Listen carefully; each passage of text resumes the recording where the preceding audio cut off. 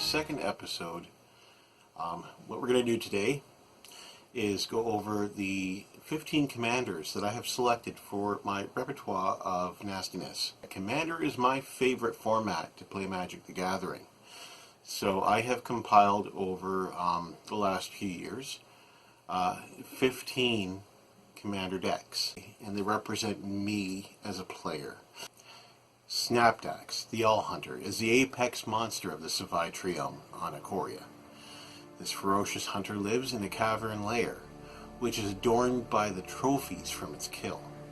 In a twisted show of justice, since usually humans are the ones who display their hunting trophies, the planeswalker Vivian Reed stumbled upon the cavern full of skulls while exploring the Mesa of Savai. Vivian managed to flee from the rapidly waking Snapdax only thanks to her fast-moving Monstrosaur. Snapdax is an unrivaled predator, combining cat-like cleverness and nightmarish stealth with dinosaur aggression. It can be said that it is the most efficient killing machine. An ancient tale tells of Snapdax destroying early human settlements all across Savai. According to the legend, the survivors of the attacks joined forces to build a new sanctuary together. They named it Draenith. Mirko Vosk, Mind Drinker. Vosk was charged both with retrieving memories as well as implanting identities and other information in the minds of others.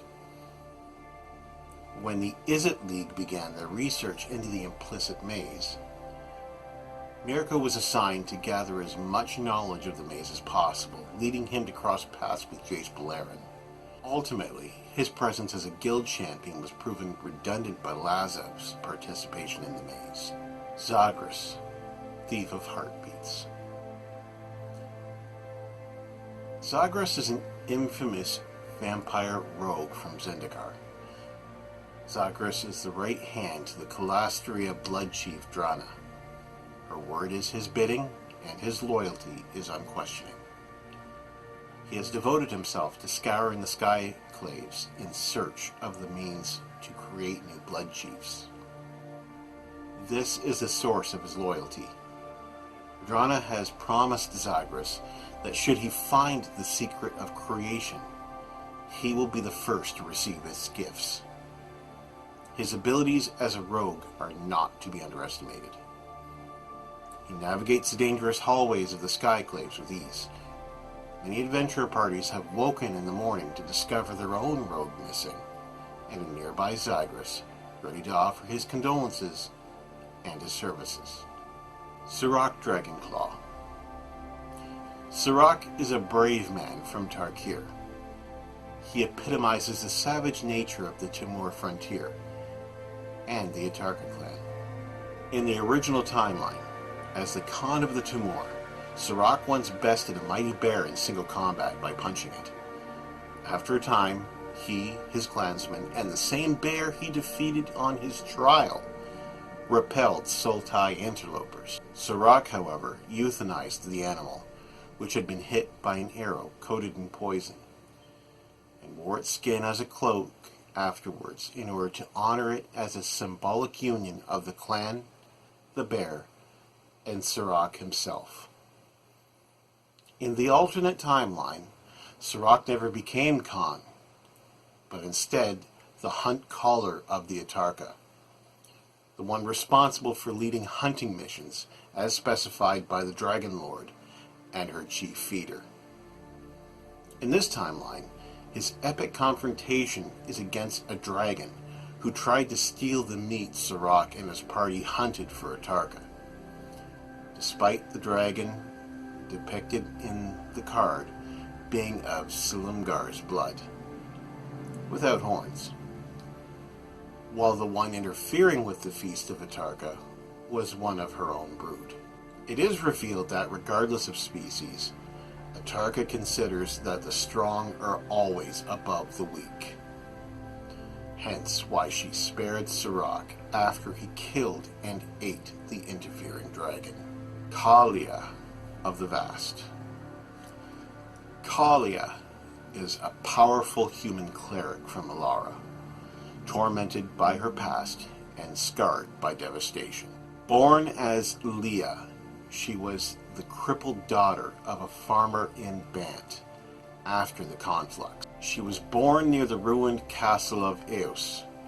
Although bullied by her peers, she hid her emerging magical abilities, which for the time being were limited to the power to destroy pebbles. When the village was destroyed by servants of the Grixis demon Nephirox, Leah was saved by the Nakatal Nira.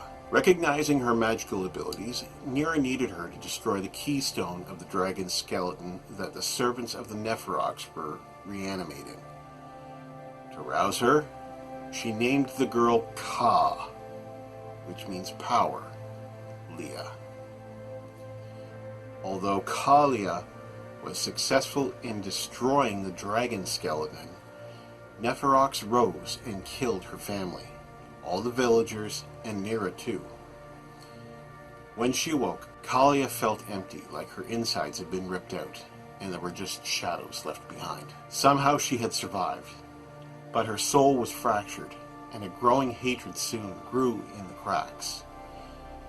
Now, driven by a righteous fury and an unholy thirst for revenge, Kalia broods feverishly, amassing her vast power, waiting to unleash her apocalyptic might upon any who stand in her way.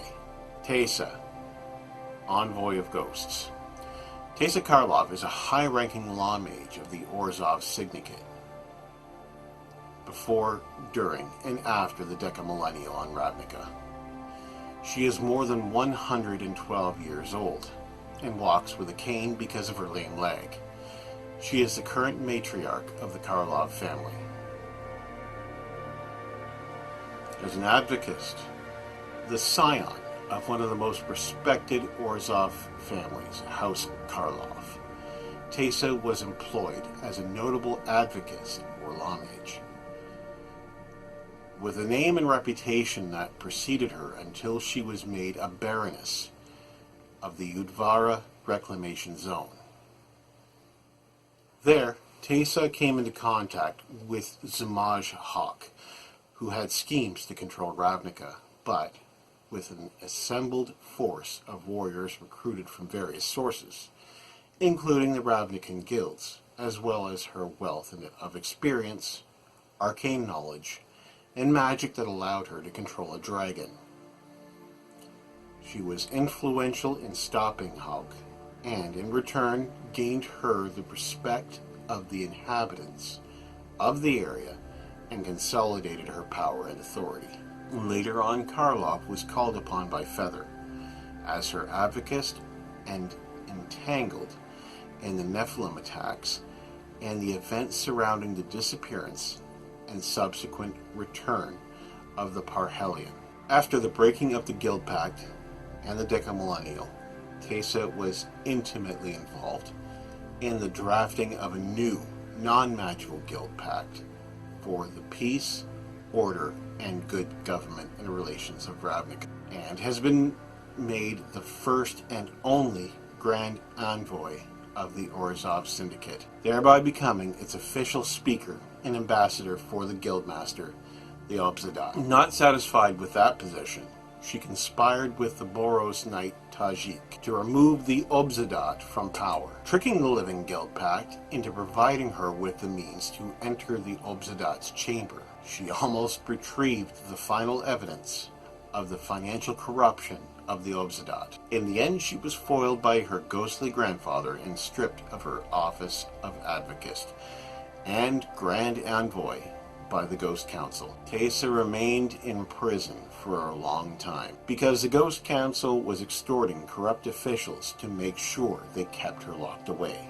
At the same time, she was magically kept alive to prevent her from becoming a ghost. Thanks to the efforts of her apprentice, Tomek Verona, she had been able to keep abreast of the events in the outside world, sent by their mutual friend, Nico Bolas. The planeswalker Kaya came to free Teysa, but Teysa insisted their involvement should stay hidden.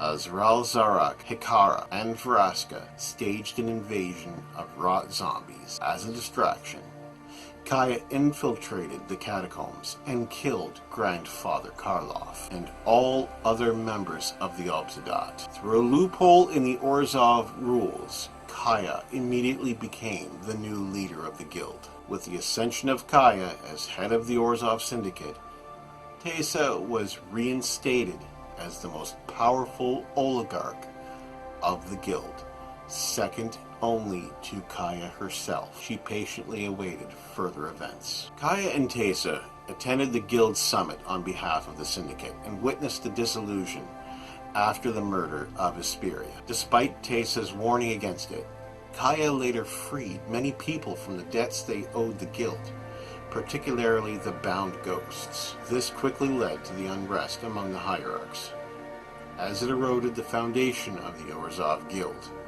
Kaya was almost killed by one of her own priests, who called her a traitor. As Kaya returned to Orzhova, she found that the hierarchs had pressured Teysa to arrest her, but Tomet Verona felt that Teysa was making a mistake and helped Kaya force the hierarchs to comply with her will. Teysa was then arrested. After the War of the Spark, the new Living Guild Pact assigned Kaya the task of assassinating Liliana Vess. This cleared the way for Teysa to take the reins as matriarch of the Orzhov's leading oligarch family. Joining up with the Demir Guildmaster Lazav to gain the ultimate power, she managed to play her competitors, the members of the Triumvirate, and put them out against each other, while Kaya stayed as the nominal leader. Tomek Vrona actually managing the guild on a daily basis. Teysa was content to be the power behind the curtain.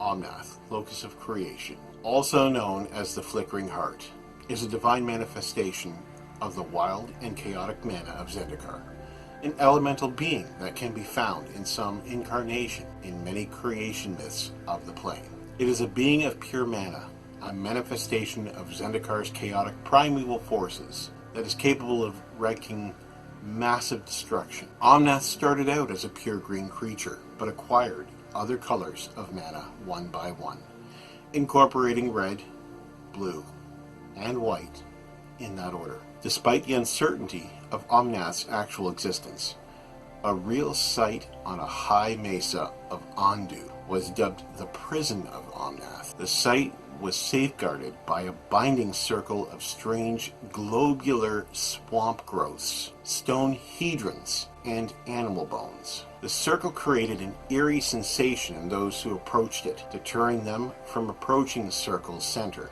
where a huge pit leads deep into the ground. Those who got too close died due to the destructive surges of power that leashed out from the circle. Religious pilgrims from across Zendikar traveled to the Prison of Omnath on a twice-yearly basis to perform the Ritual of Lights ceremony, designed to protect the world from the release of Omnath. During the events leading up to the rise of the Eldrazi, however, the ritual was disrupted and Omnath was set loose. Like a human body fighting a disease, Omnath began to adapt to deal with the Eldrazi threat. It absorbed more and more mana, embodying not just the might of the forests and jungles, but the fury of the mountains, the unrelenting seas, and the life-giving plains of Zendikar. The Eldrazi are gone now, but Omnath is still growing. What is its goal? If it is truly Zendikar incarnate, what does the plane want? And how will it get it? The Ur-Dragon, progenitor of fire, is an enormous and immensely powerful dragon avatar. An entity from the dawn of time, it is the primordial essence of all dragonkind in the multiverse. With its wings that extend across the eternities, it stirs the fabric of the cosmos. Its breath bellows over the mortals, stealing the essence of life. With claws that rake the aether, it sunders ancient bonds. Thanks to its eyes, the Ur-Dragon perceives the deepest truths concealed in the wells of time. Its bellowing roar summons its brood, echoing through the blood of all dragonkind. For the Ur-dragon is the progenitor from which the dragons of the multiverse spawned. The Ur-dragon is described as a huge, dark, and terrifying shadow. It is a being that lives betwixt and between, in a place and in no place. It is apparently blind. In its travel through the plains, it creates storms with the beating of its wings. From such storms, other dragons are born. Its children include the twin elder dragons, Ugin and Nicobolus, as well as their siblings and cousins. Muldrotha, the Gravetide, is a Dominarian elemental avatar. She is a spawn of Multani and the Maro sorcerer of Yavimaya offshoot on Urborg. Like the land that gave her life, Muldrotha is wild, dark, unpredictable, and relentless. She appears as an immense shape, suffused with green light and wrapped in the remnants of rotting vines and wood, woven through with fragmented corpses and mud. Huge horns top her head, and her open maw is a rage-filled rictus. By request of Slimefoot and the spirits of Urborg, she helped the Weatherlight crew to defeat Yargle. Marchesa Damati, also known as the Black Rose, is the current queen of the high city of Poliano on the plain of Fiora. Marchesa has raven black hair, held up with ornate pins, and usually wears the fashion of the older women in Poliano. On each finger she has a ring, each expensive and ornate, and each housing a different poison. She employs zombies to guard her safety. Marchesa's mansion towers over the palatial homes of her neighbors, each extra story a mark of her success. Trained in the king's court at Poliano from an early age, Marchesa found herself edged aside for the throne of Fiora by her less competent brothers. She resentfully left the court to gain influence over revolutionaries and assassins who appreciated her genius. Her network of spies and rogues soon controlled much of the high city. She became one of the main players vying for control of Poliano. The custody crowned Queen Marchesa, the first of her name, after the planeswalker Kaya had killed Brago's spirit at her behest. Atraxa, Praetor's voice, is a legendary angel horror from New Phyrexia. Once a Miran angel who opposed Phyrexia's corruption, Atraxa was captured while single-handedly protecting a Miran retreat. The Praetor Elish Norn honored the angel's tenacity with the blessed gift of Phyrexian completion and invited other praetors to contribute. While Urabarask declined, Jingitaxias, Shieldred, and Vorinclex all agreed to join Elish Norn's efforts, and Atraxa was born. As an awe-inspired Atraxa marks the final victory in the Phyrexian conquest of Mirrodin. In life, centuries ago, the elf Abun was the leader of the Moldaya rebellion against the Balaged Skyclave on Zendikar. He now lives on as a spirit. As a youth, Obun lived with his uncle on the Skyclave itself, feeling a stranger among the core. He returned to Riverroot Village to reconnect with the spirits of his ancestors, and especially those of his dead parents. In death, Abun is the key advisor to Speaker Hassan, the current leader of the Moldaya nation. Hassan claims that the ghost of the ever-living one houses in his wooden throne that is entwined in vines and bark. Even though Abun has been dead for ages, it in no way impedes his influence. On the contrary, the ancient elf spirit holds an unparalleled mastery of both the spirit world and the forces of nature. Speaker Hassan's influence is heightened by his close relationship with Abun, but he would lose his honorable position if he were ever seen disagreeing with the boot or disobeying his commands.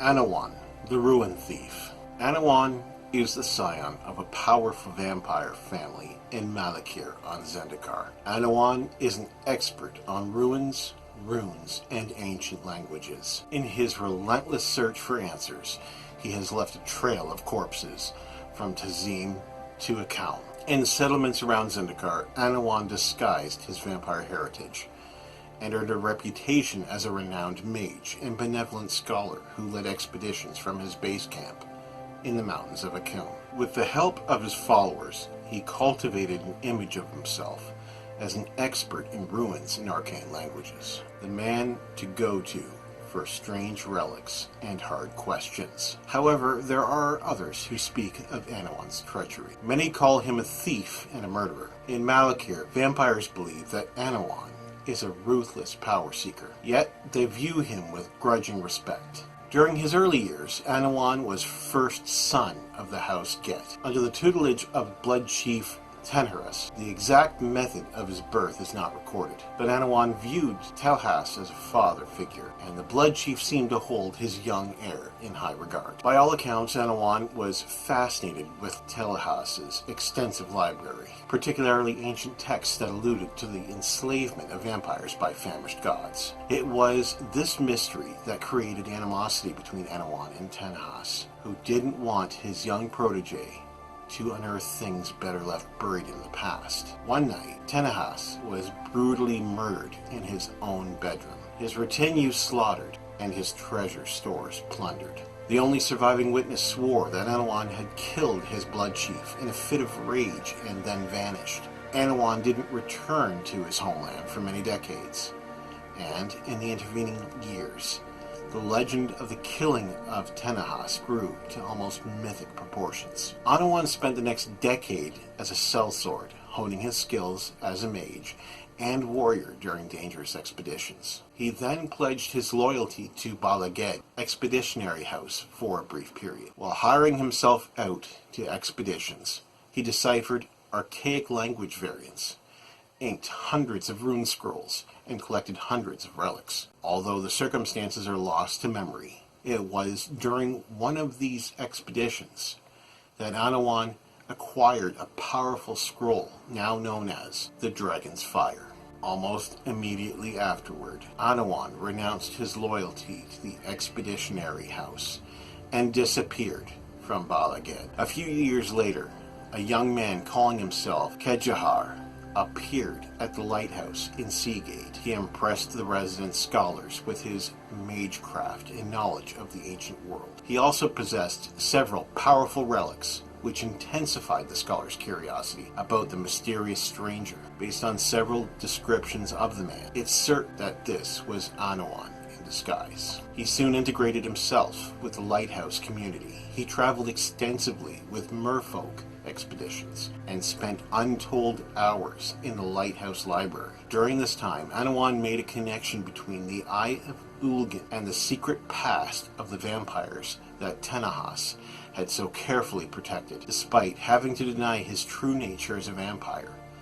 This may have been one of the happiest times in Anawan's life. There are no indications of murders or thefts, and it seems that Anawan was genuinely seeking knowledge without dark motives. Then, a young Core woman was killed and dumped in an alley near the lighthouse. She was acquainted with Anawan, and he was blamed for her murder. During the interrogation by the militia, Anawan's true nature as a vampire was revealed. The townsfolk beat Anawan nearly to death and dumped his body over the seawall. How he survived the dizzying fall into the Halimar is not known. His near-death experience at Seagate was a turning point in Anawan's life. From then on, he stole and killed indiscriminately to accomplish his goals. Anawan now sought the Eye of Ulgin with a singularity of purpose, yet, again and again, his quarry eluded him. From his base camp in Akalm, he gathered a rabble around him, searching endlessly for the Eye and secretly killing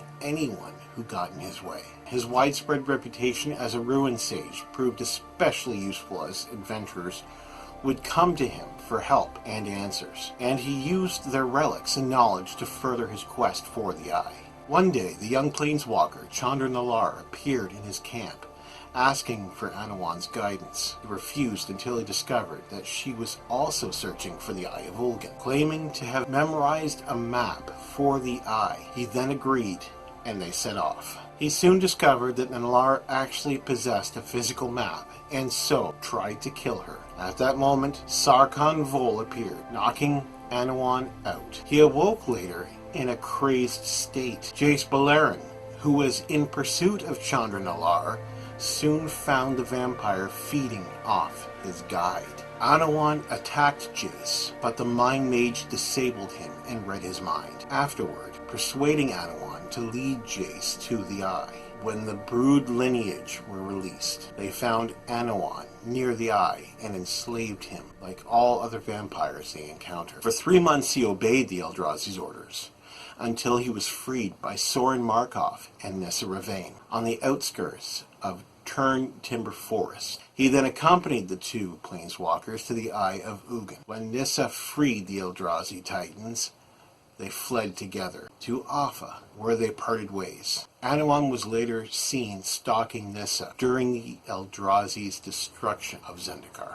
After the destruction of Balaged by Ulamog, an unnamed vampire arrived to meet Nissa. The Malakir vampire informed her that Anawan had taught him all about Nissa and planeswalkers, and that she was the final hope to preserve Zendikar's legacy.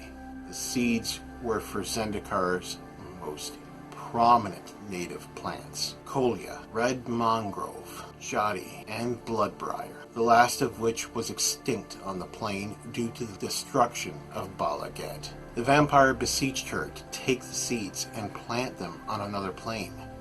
By doing so, she will carry with her the last legacy of their home plane. Before the vampire left, he also informed her that Anawan had been missing for some time. In the period after the defeat of the Eldrazi, Anawan's fortunes and his reputation had been in steady decline.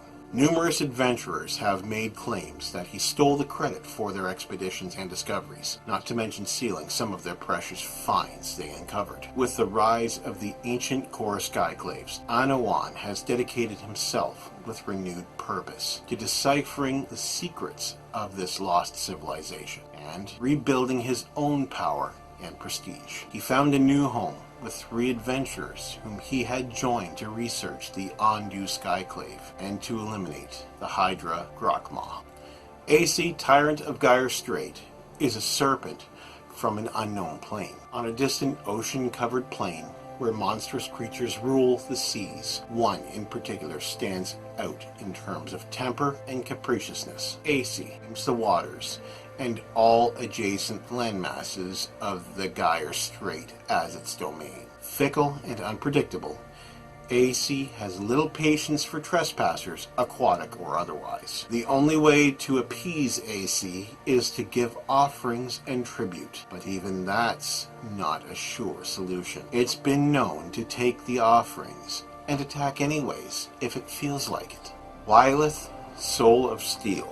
The swordsman Wyleth's life changed forever when a mysterious object streaked through the sky and crashed into the mountains near his home. While everyone else hung back in fear, Wyleth alone climbed up the mountain, where he discovered a sword in the midst of a giant crater. When he picked it up, blazing sigils appeared on his arms, mirroring the design worked into the blade's hilt.